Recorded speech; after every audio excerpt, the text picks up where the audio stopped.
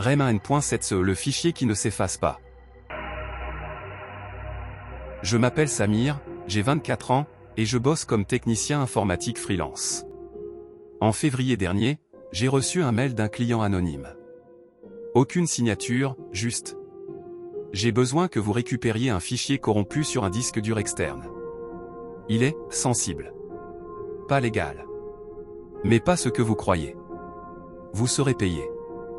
Discrétion absolue. Un virement de 600 € avait déjà été effectué. Le colis est arrivé 2 jours plus tard, un vieux disque dur externe, couvert de rayures, avec juste un post-it griffonné. Le fichier s'appelle REM1N.7CE.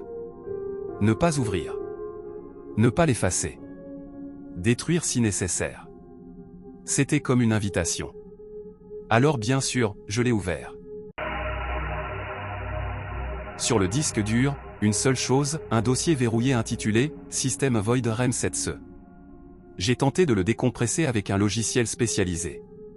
Le fichier audio.wave s'est lancé tout seul. Pas de musique. Juste un battement sourd, comme un vieux cœur malade.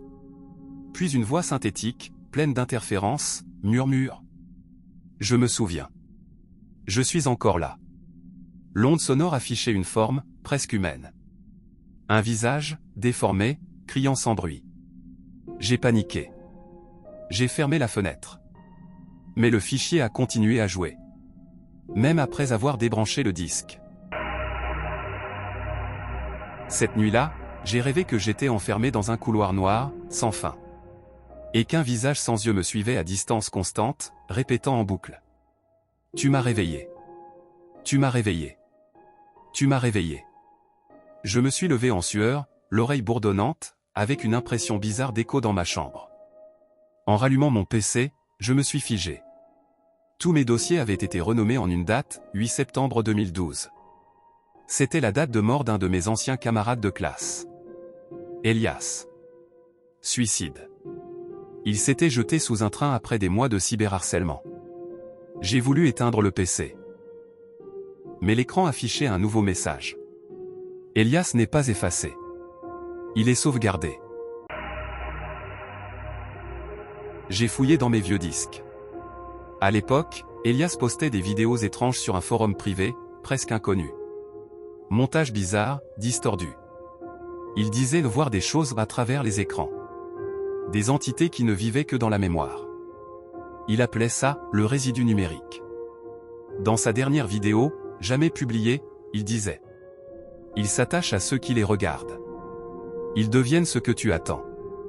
Ils se réécrivent dans ta mémoire, comme un fichier temporaire. Puis la vidéo s'arrête sur un écran noir. Mais si tu montes le volume au maximum, tu entends des pleurs étouffés. Et un son aigu, strident, que je n'ai jamais pu identifier. Depuis que j'ai lancé le fichier, mon ordinateur s'allume à 3h13 du matin. Tous les jours. Une alarme. Un fond noir. Et un mot. 5. Un jour, mon micro s'est activé tout seul.